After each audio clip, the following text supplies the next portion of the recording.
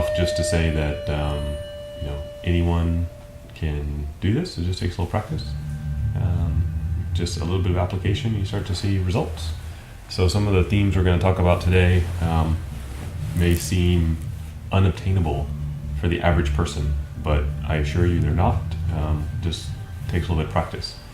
But we are still at the very beginning of the Vimalakirti Sutra, and the beginning of the sutra is praising the attributes of the Bodhisattva. So here's someone who has gone right up to the border of perfecting their pathways, perfecting the different practices in the Buddhist path, and the sutra is celebrating them. And through that sort of celebration, we learn a lot about the path. We learn a lot about what's possible, both for the Bodhisattva as our teacher as we go on through the sutra, but also for ourselves.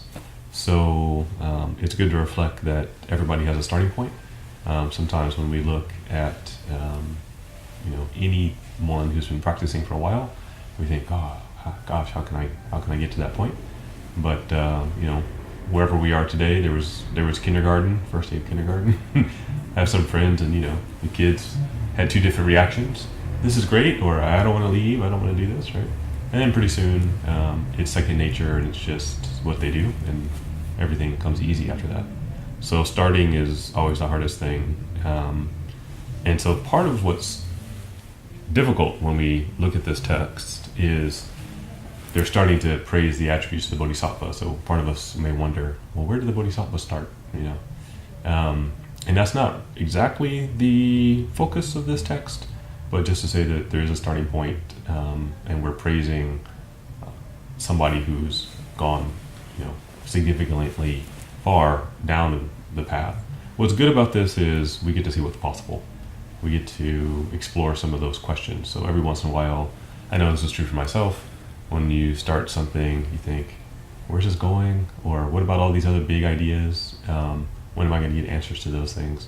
So some of that shows up here as we praise the Bodhisattva's virtues. So we'll start there. So we'll pick up where we left off. We're just hitting the next line. So the next stanza is, we're without any residual influence of the two extremes of being and non-being. So this is a pretty heavy philosophical concept to start off. I know it's Thursday and everyone's looking forward to Friday, but so it says actually there are 10 defilements or 10 negative tendencies, or what we might call 10 afflictions. So this is one where if we go back to the original source text, we get a little bit more detail rather than simply relying on the English translation. So the 10 defilements or 10 negative tendencies are a list. So here we are in Buddhism with another list. So I'll try not to belabor any of the points, but it does give us some insight into areas where we get stuck, where a lot of philosophy gets stuck, where when we get smart enough to be dangerous and we get stuck on certain ideas. So the first one is a view of a self. So having the view of a permanent self that's always existing, never changing, and sort of this self as this unchanging truth principle. So that's one of the first ones. So rather than seeing ourselves as a conglomeration of constituent pieces, we see that this is who I am, this is my personality, this is the very most important thing, and it's never going to change. So even if we think about that for a little while, we realize, of course, who we are changes.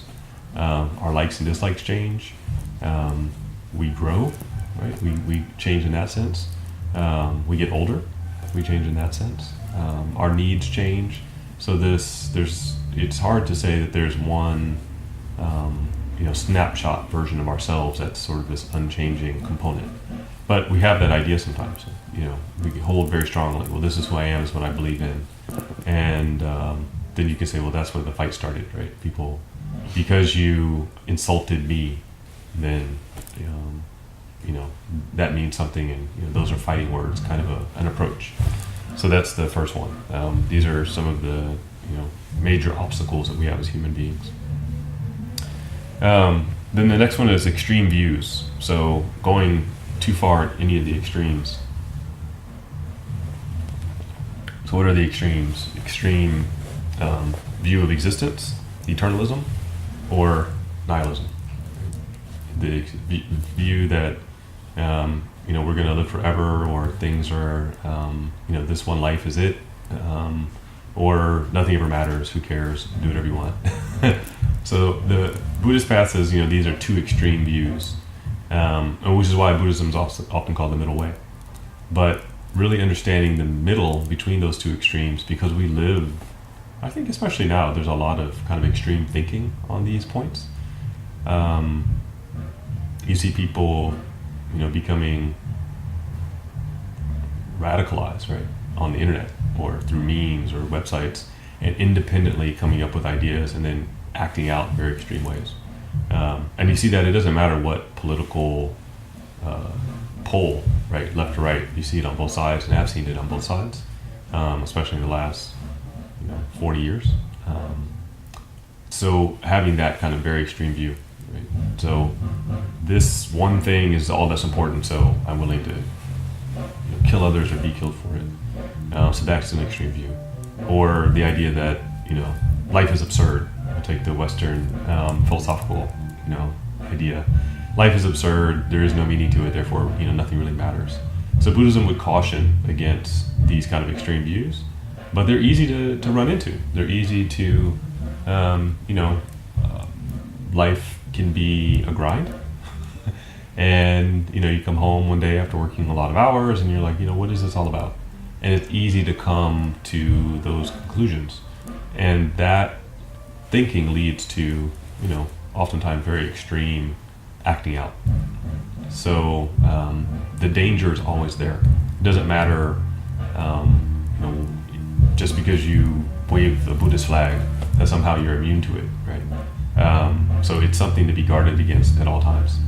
So that, I think, we see across cultures, across political spectrum, it doesn't matter. So that's one where we have to be very careful.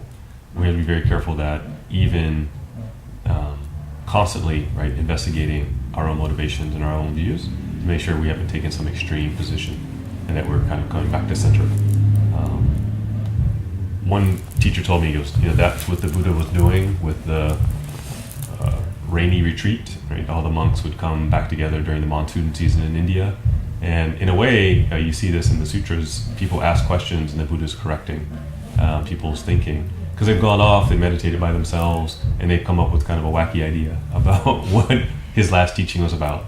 And it's like, no, let me guide you back to the center, So it's very easy for us to go to one extreme or the other.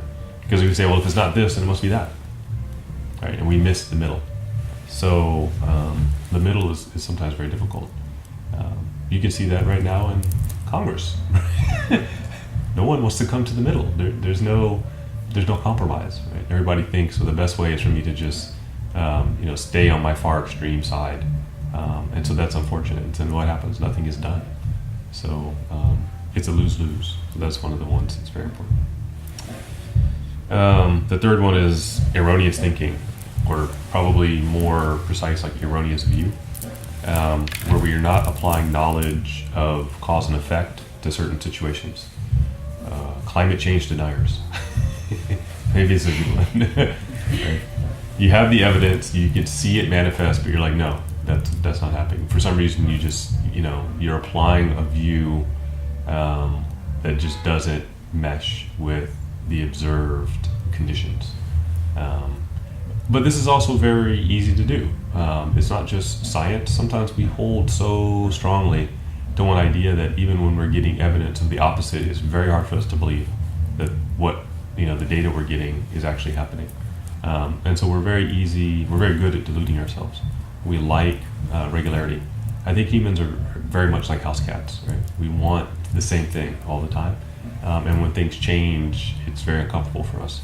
So we adopt kind of this erroneous view. We don't want to see the writing on the wall. We're very good at turning away from those things. So that's one of the things that part of the spiritual path we have to engage in, that kind of thing. And it's uncomfortable. I'll be the first one to say it is uncomfortable. You have a certain viewpoint, and then you're forced to confront it. And as part of the work you're doing, you're asked not to turn a blind eye to it. That can be hard. So that is not the case with every other, spiritual path, or sometimes that's exactly, that's good, or, it's encouraged for some portion, but, here it's not. And of course, time and place, right? When the little kid's goldfish dies, you don't, they go to heaven, and you say something nice, but it may be the wrong time to, give the cold hard facts that the body will decompose in the backyard, and the nutrients will be absorbed by mom's rosebush. Oh, it's too much, right? We're gradually leading ourselves to those observations and those that kind of analysis. So the fourth one is the view of attachment to views.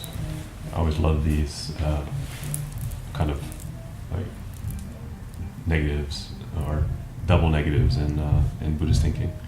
So holding rigidly to one opinion. So we avoid a lot of discomfort by not adopting a more flexible viewpoint. So we hold very rigidly to one particular opinion or view. It's very similar to, not examining, seeing things of cause and effect. But I think it can be even something that's, we may know that's not good for us, or we know is outdated, but we kind of stubbornly hold on to this idea or view. And I think you can see that a lot of times in, especially nationalistic thinking. We have this sort of model idea of who we are and what we represent, and things are always changing, but we kind of like, no, this is the way it is. This is what it means to be this type of person, and it's very difficult for us sometimes to let that go. So we have that attachment.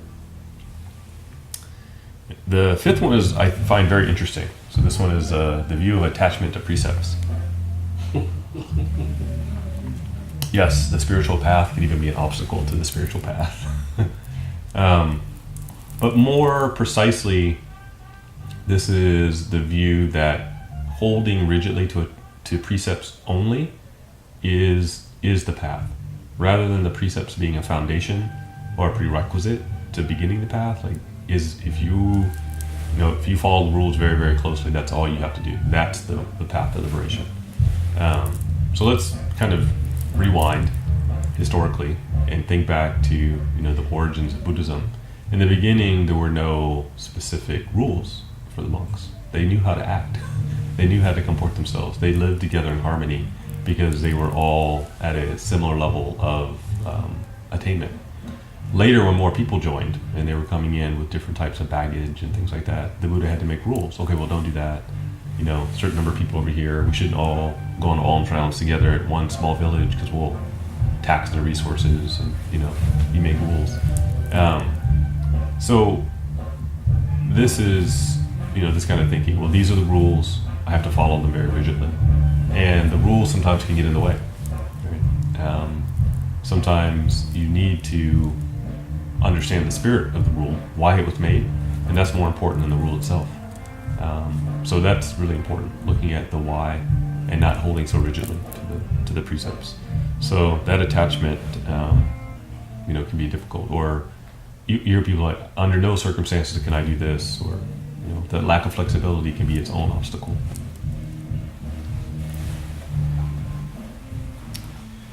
So the first five are kind of associated with the development of religious sensitivity. So when people become spiritually or religiously minded, those things come up.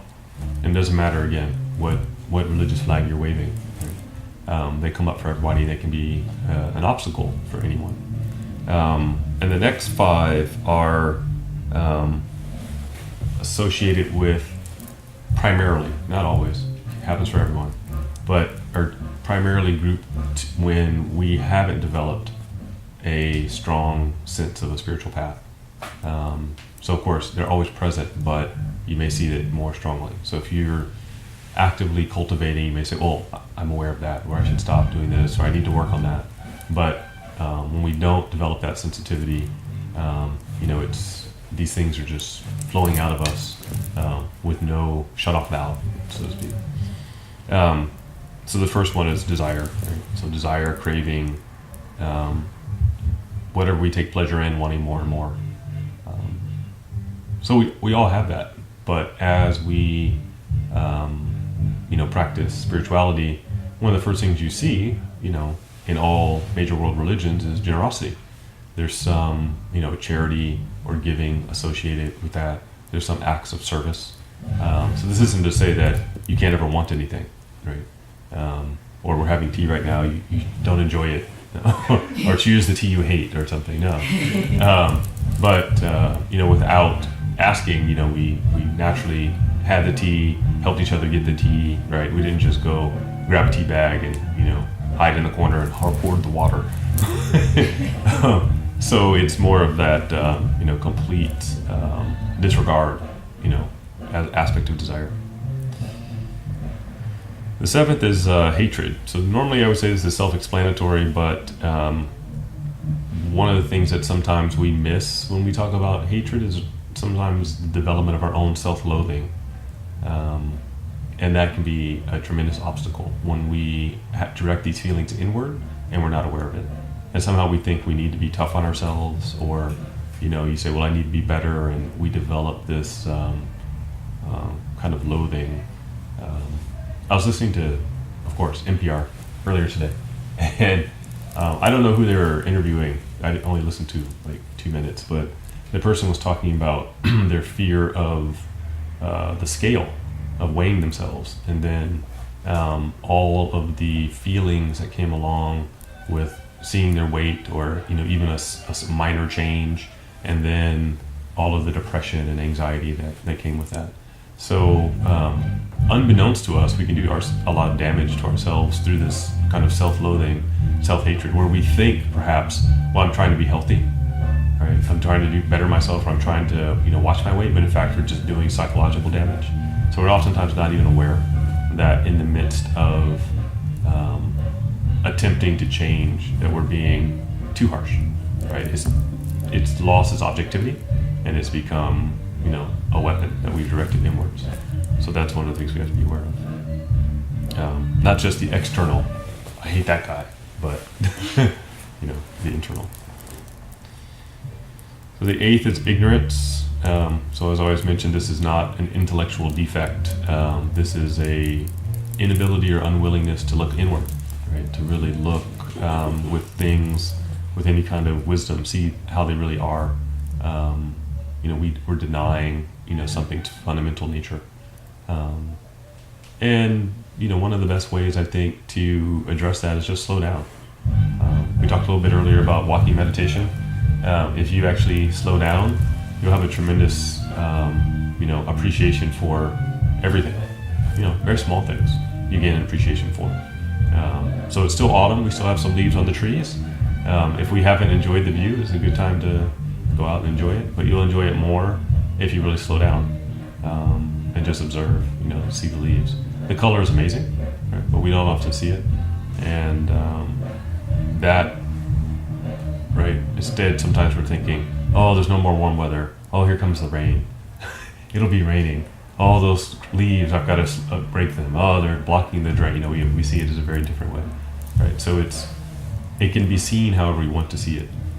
So that's part of our problem sometimes, right? Our view. So the ninth is pride. Oh, this one's very, very slippery. But in this context, as we're celebrating the virtues of the Bodhisattva, what are we mainly focused on? Sometimes there's pride about our attainment. So we think, I read a book on meditation, so I know everything there is about meditation. I meditated once, so I'm a meditator. So we have this sense of pride.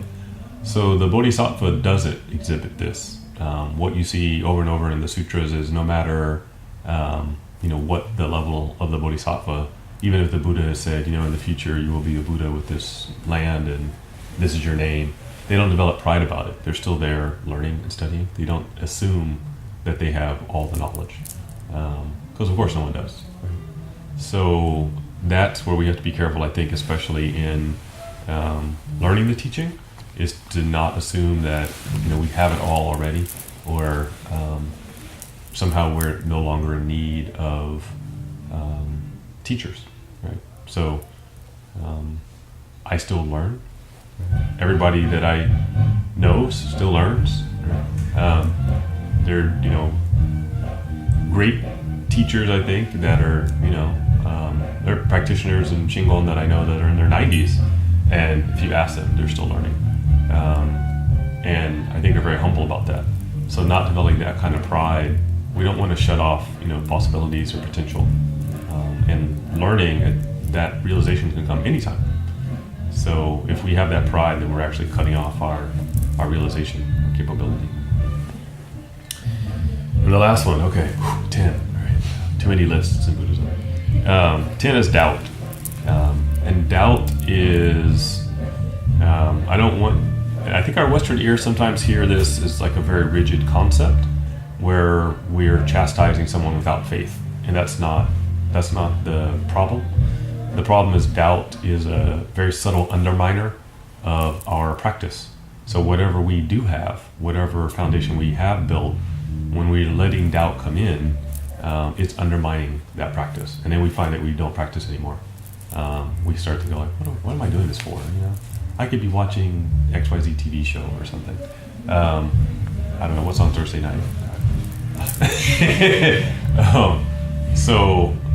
When we let that slip in and think, this or that is better, that undermines it. So, what's the antidote to doubt? We have to, keep developing that energy, the vigor, the interest, not developing pride and thinking that we don't need to be there. So reflection on these attributes should in some way help us overcome, those tendencies, because we all have it. We all have it. It doesn't matter, I have it, right? Is it helping? Should I do the teaching this way? Should I do it that way? Well, I shouldn't do it at all. No. So, all of those things are important, right? We have to keep reflecting on it. Otherwise, we don't go anywhere. We don't grow. So we have to keep growing. So this is this middle way, this path between the extremes.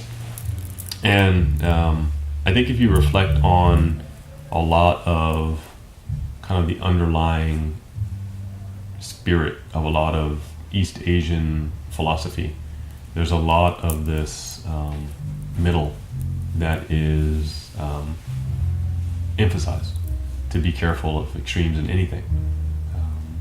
You see it in a lot of Japanese and Chinese culture, where extremism of any form is, there's a concern about it. And I think as a Westerners, we look at it as, I guess sometimes the downside, we can see it manifest culturally as it appears from the outside, of too much groupthink, where everybody kind of goes in the same direction. But I think it's a more subtle, especially in Asia, working to figure out where people's positions are, and then figuring out where the consensus is, and then deciding, okay, that's the consensus, and then going in that direction. And maybe our Western cowboy, blaze a new trail pathway, there's upsides to that, but there could definitely be downsides. So sometimes I think when we get a teaching like this, it offends our sensibilities, right? So we have to consider, well, what part of it is offending us? Why does it rub us the wrong way or hit a nerve? So Buddhism is, on one hand, a quietist tradition. So the practice of it is, we don't have our Bibles, so to speak. I remember somebody asked me, why don't you guys have open tent revivals and banjos and tambourines, and get very lively. So I would say the revival or the liveliness is happening internally, but in order to really see that, there's a quiet attitude about it. But sometimes that can be antithetical to our kind of Western notions. We tend to be bigger, louder, colorful in that way. So in the beginning, we have to think, well, is this for us? Yeah. Well, that's why we have to go. Yeah. And we have background music. So our neighbors are doing the boisterousness for us. So. Okay, so the next sentence is preach the Dharma without fear, like the lion's roar. So what does this mean? Does it mean the Buddha actually screamed out and roared like the lion? It's like Lion King, go up to the top of the hill. So no. So the lion is, right, apex predator. Meaning, when you are apex predator, you have nothing to fear, right? You can walk through the jungle, across the Serengeti, and you don't have to worry about anybody hunting you. Probably the only thing you have to be careful of is, elephants. Dentist, yes. Yes, the dentist. So the comparison's made, this was before the gun was invented, so. But to be able to teach without concern for doing it wrong, to not have that idea enter into you, to be able to, in the same way that if you're the lion, you have no thought in your mind whatsoever of someone coming to get you, right? Everybody's getting out of your way. So in the same way, I guess, to translate this to the bodhisattva, to have no worry, hesitation whatsoever in teaching others. So that's, no matter how expert we become, I think there's always some hesitation, always some concern. Will this lecture or teaching be good? Will people understand it? Is it what they need right now? And the Bodhisattva doesn't have that hesitation. And why the Bodhisattva doesn't have that hesitation, as we go forward, you'll start to see, why it is that they have that. It's not pride or arrogance. It's not just because their bodies glow gold and, there's halos of light streaming from them, right? It's actually, due to the work they put in for themselves, but also the vow to try to help others, right? Their motivation is very pure, and because of that, they're not concerned, they're not worried. As to use a phrase from where I grew up, they're living right, so they don't have things to worry about. No one's coming to get them in that way. So the next line says, preach with the reverberations like thunder.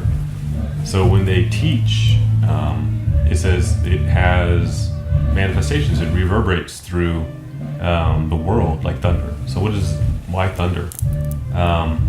It's supposed to give you so where I grew up, we had thunderstorms primarily in spring and early summer. And it's supposed to give that idea that here come the nourishing rain that's going to fall evenly on everything, and all the grass and all the plants are going to sprout and things are going to grow.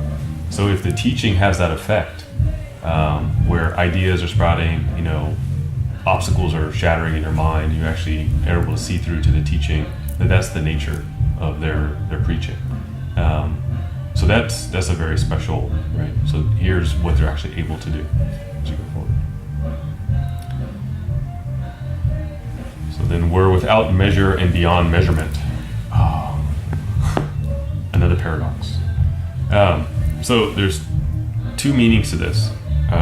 Meaning one, that they're focused on their inward transformation, and meaning two, that their spiritual work is also dedicated or focused on transforming other beings. So it's not only an internal solo pursuit. It's not a selfish component, that the Bodhisattva is doing this work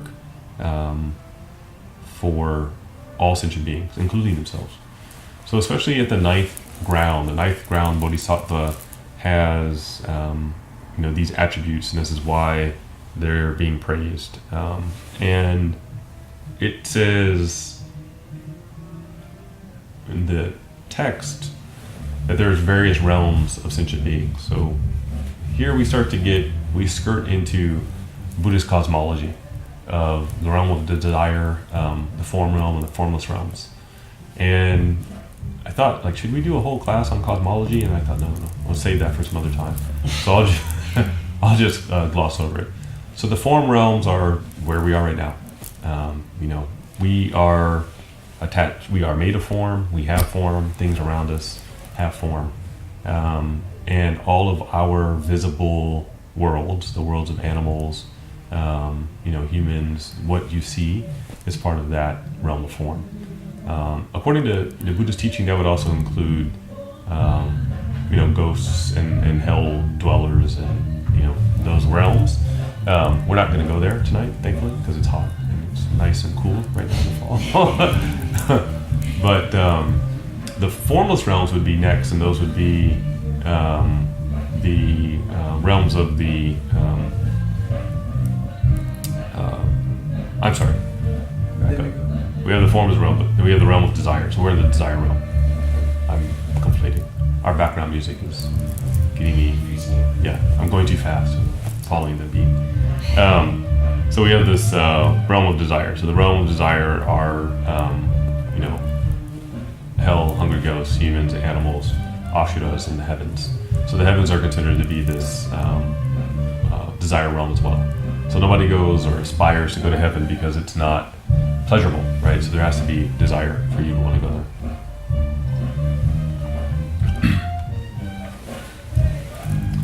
Then you have a more subtle realm, the dhyanas. So above, and when I say above, I don't mean literally above, but a more subtle realm. And the dhyanas are, if you notice, the same word for meditation, dhyana. So these are both states of existence and states of mind. So the meditator can actually get into the dhyanas, have access to these dhyanas through meditation. So you don't have to actually be reborn in heaven and take a long heavenly journey. You can get there now. You have access to that space. So these are more subtle states of mind. And so those are available. And then above, right? Not literally, but beyond, maybe is a better way. Outside the bounds of the realm of form are then the formless realms. So even more subtle, where you have consciousness, but it's not associated with form. And these realms, although technically when we put it on a two-dimensional paper chart, right, it's above. Technically, it's going to permeate everywhere because there is no form to it. So this is just a gloss because it is a lot of fun to go more deeply into all these realms and what their states are and the names of them and what they mean. There's a lot of discussion of it in the Avatamsaka Sutra, but we'll be here longer than you want to be doing it. So on another time, maybe we'll go into more deeply those realms. I think we talked about it about 3 years ago a little bit, and I did a seminar on it in Hawaii. People are quite interested. But when it gets into the more subtle realms, it's more difficult for us to conceptualize. But going through the realms of heaven is actually quite interesting to go what the lifespan is, what it's like to be there. So those descriptions are in the Buddhist texts. So there's quite a bit more description than you'll see in other religious traditions. So very interesting. Class on heaven. We'll do that one night.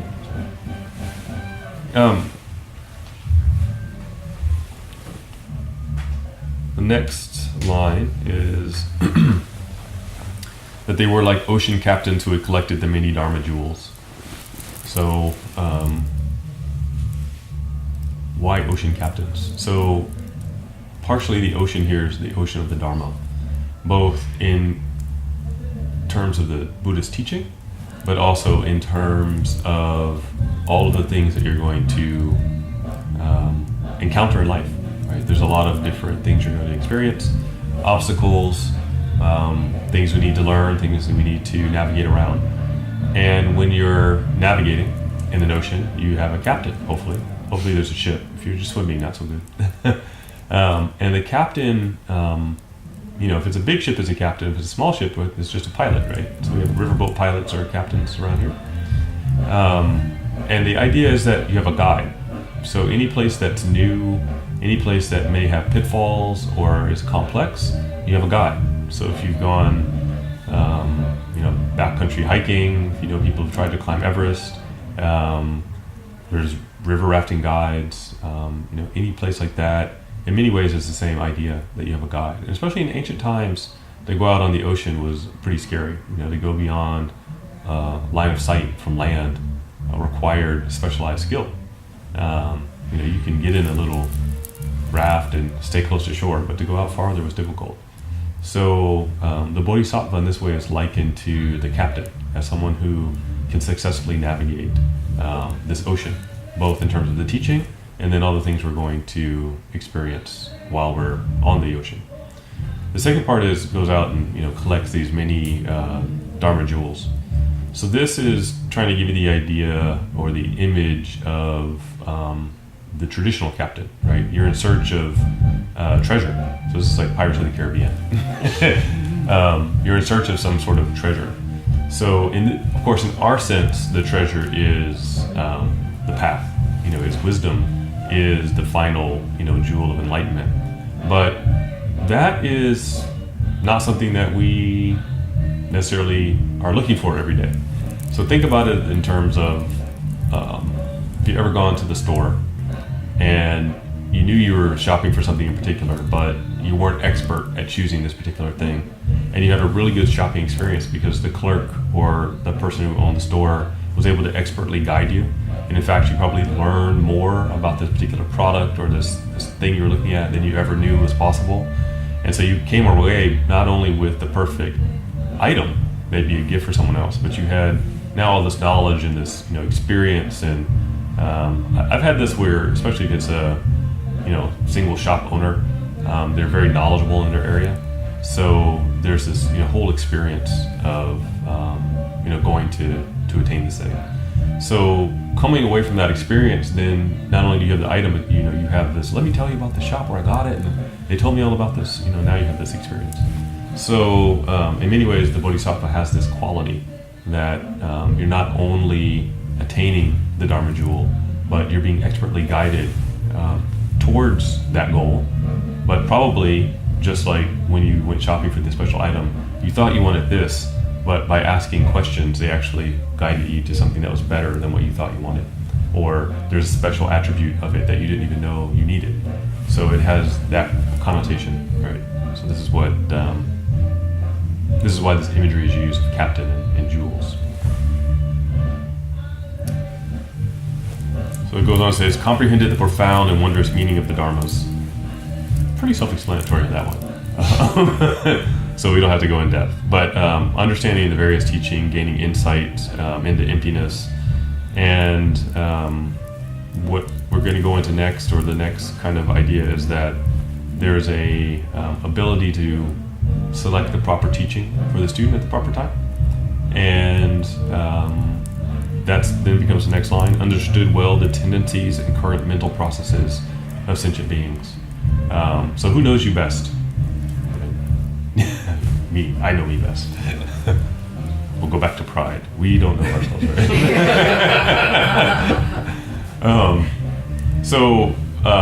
Probably we would say, one of our childhood friends, or, my mom knows me best, or, somebody close to us.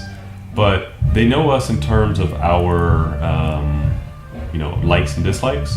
They may even know us in terms of our pattern, but they may not know exactly the motivating factor behind those patterns. And so here, at a ninth stage bodhisattva, part of the skill is actually seeing and understanding those underlying motivations. So not only, the plant above ground, but the roots below, right? And exactly the type of soil they need and the nutrients to be successful. So that's not always evident even to people very close to us. It's sometimes not even evident to ourselves. Why do we have a particular recurring dream? Well, I don't know. Why do we do certain things that we do? Certain things, don't always take so much analysis to figure out. But to be able to do that on behalf of another person, to actually have the skill where you can say, well, this is because of this, and guide them in that way. It's quite expert. So these are the skills of a ninth stage bodhisattva. So in many ways, we don't often think of that capability. When I came to Buddhism, I didn't think that was something that a bodhisattva did or had the ability to do. So part of that is to help us understand where we are. And the other part is to help us understand, why, when we get further into the text, it's, I guess, to use a literary analysis, there's a lot of foreshadowing here, right? There's quite a bit of foreshadowing about the nature of the dialogue that's going to happen. So that's why we have this long period of celebrating and the gushing about the attributes of the bodhisattva. So the next one, approach the unparalleled autonomous wisdom of the Buddha, the 10 powers, fearlessness, and all the 18 exclusive attributes. Long lists again. I'm not going to go into all the lists here. Very simply, it means these ninth stage bodhisattvas, eighth and ninth stage bodhisattvas, are very close to the end of being, treading the bodhisattva path. They're getting close to being 10th ground bodhisattvas, these great maha bodhisattvas. And the longer, right, we have this question sometimes, how long is this path? How many stages are there? Right? How much do I have to do? I thought Buddhism was simple. But part of it is not that it's intended to be difficult. It's intended to understand or bring out the idea that the bodhisattva is purposefully delaying their own salvation for the benefit of sentient beings. And why do they need to have insight? Is because they've made this vow to help other people. If they were just gone this in it for themselves, they'd be gone already. Yep, enlightened, no problem, right? But they're staying back, and let's liken it to medical school. They're becoming a specialist in every specialization to make sure that they have the skills to help, right? Whomever needs help, and to find, well, actually, your illness is due to, this. I guess probably now we would say genetic testing for certain illnesses, right? Having that ability. Now, of course, our lifespan is short. We have to refer. You go to the doctor, I'm going to send you to the specialist, right? We're going to send you for tests. Rather than go to the person, they just look at you and say, okay, the tests are in and the x-rays, and I have everything right away. So we can't do that quite yet. But this is what, all these skills that are listed out, it has to do with the bodhisattva's practice on behalf of us. So again, foreshadowing for a lot of things that are going to come later in the book. Why certain people are asking questions. The bodhisattvas and the characters in the text take a short journey, and there's a lot of dumbfounded conversation, and it's a lot of this. Why do we think the way we think? Where is these ideas coming from? Why they're unskillful, or there's still flaws in the logic and rationality. So this is where we're getting if we're wondering later, well, how does he know? So now we're understanding all the attributes of the bodhisattva and why they actually have that skill. Okay, so almost to the end for tonight. So I closed all the doorways to the evil destinations, but were born in the 5 destinations in order to manifest their bodies there. If I were to have translated this, I wouldn't have used the word evil. There's a lot of cultural baggage from the West with the word evil. We just passed Halloween. What kind of evil things are there? So we're not talking about avoiding zombies and vampires and going to visit the Great Pumpkin. No, we're looking at the bodhisattva at this stage has gained insight into all of the, let's say, threads of karma that have caused them to do different things, and have closed all those doors. Right. So anything that was not helpful, wholesome, helping them forward in the bodhisattva path, they've closed that door. So here's the difference, right? So how do we do that? We recognize that there's some tendency we have, some interest we have that's probably not good for us. I like to do this, but I know it's not good for me, therefore I'm not going to do it. That's very different from we no longer even think about it anymore.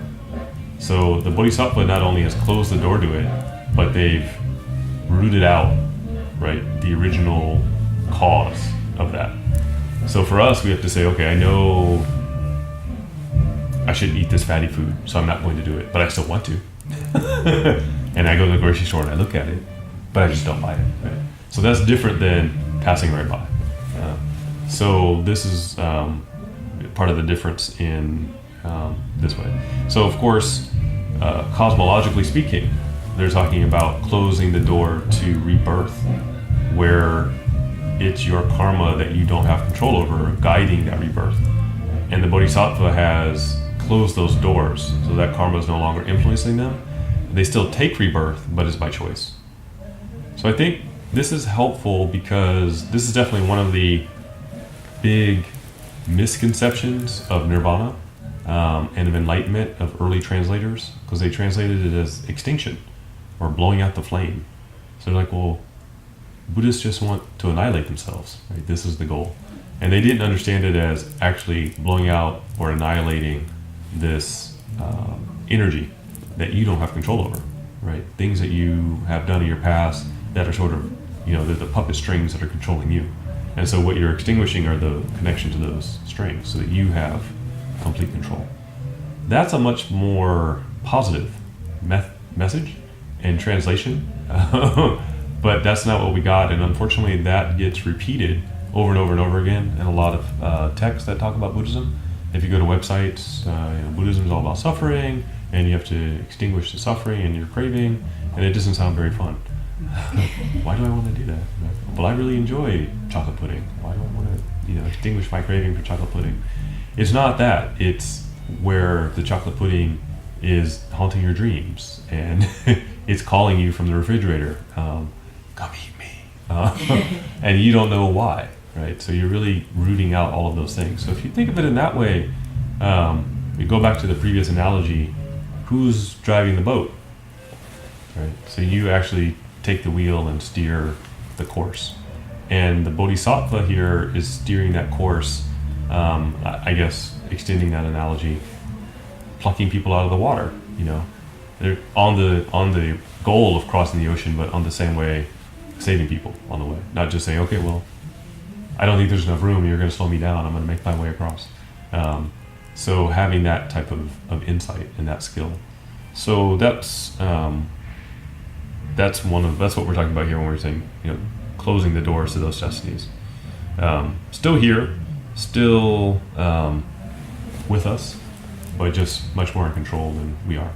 And that's where we don't often realize that we're out of control. So part of this, I don't want to say out of control, we don't realize what is influencing, the subtle influencers of our decision making.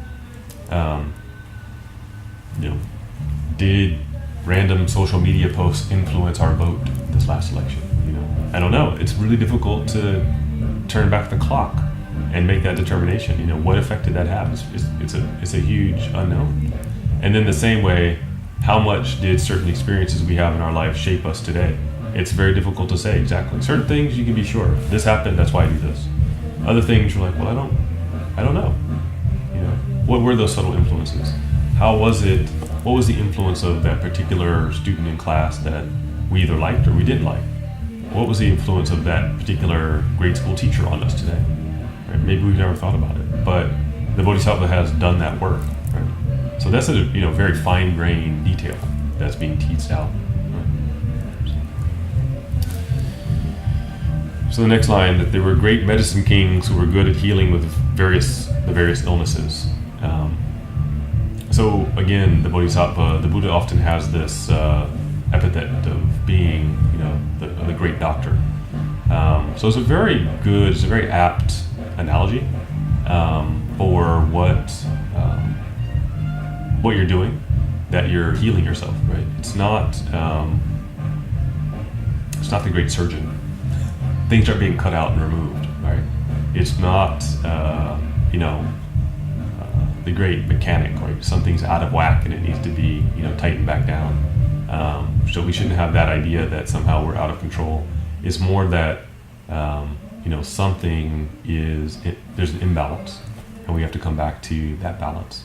So that's where you'll see this.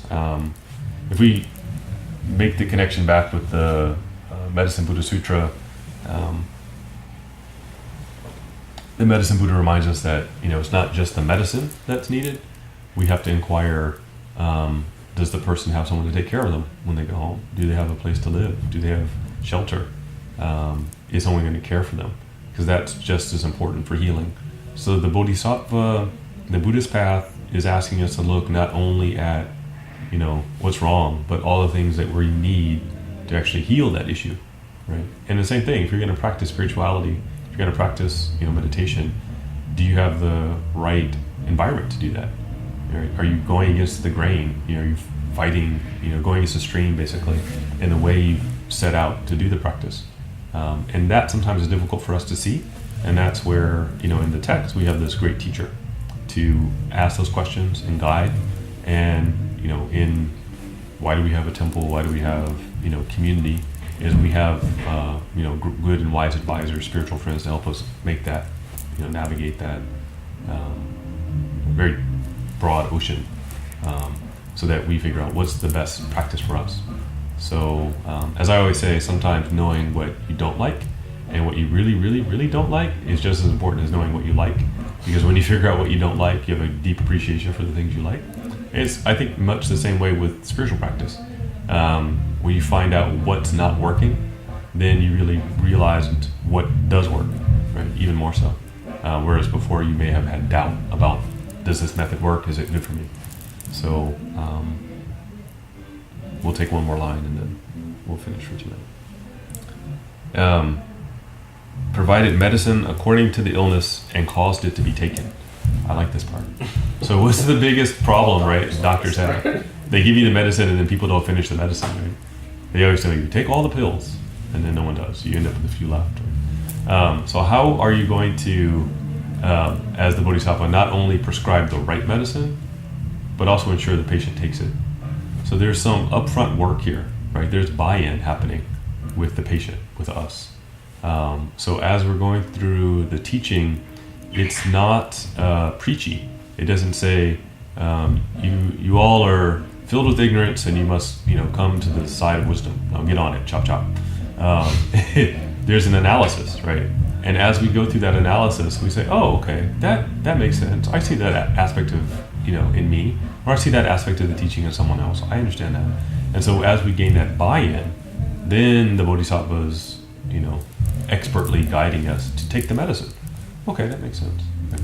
So I mentioned briefly the group that I'm teaching, non-standard meditators, let's say, and there's that huge we can't do this is impossible, there's no way, I can't do 5 minutes, let alone half an hour of meditation.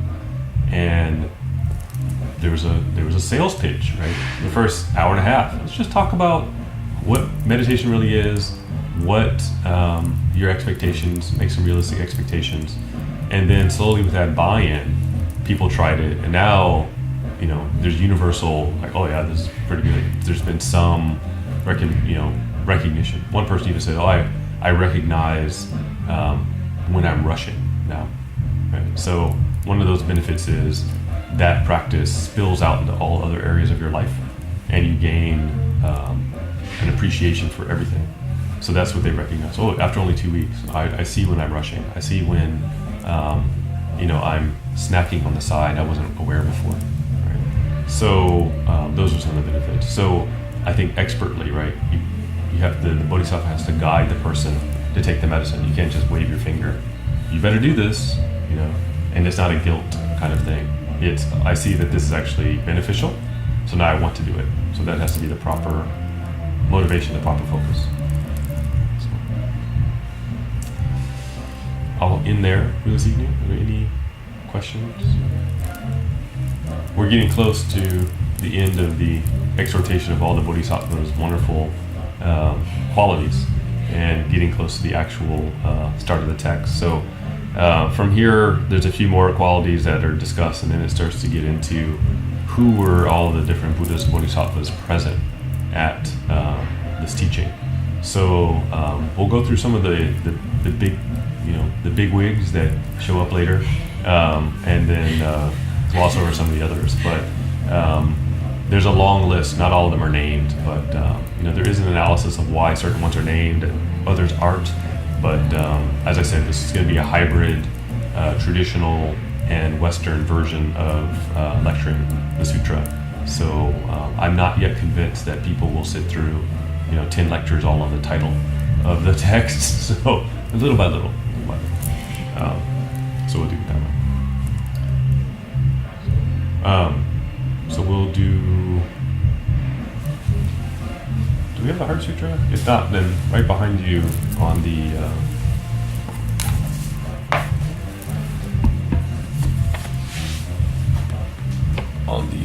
shelf, right behind Alesh, there's the black. Yeah, thanks.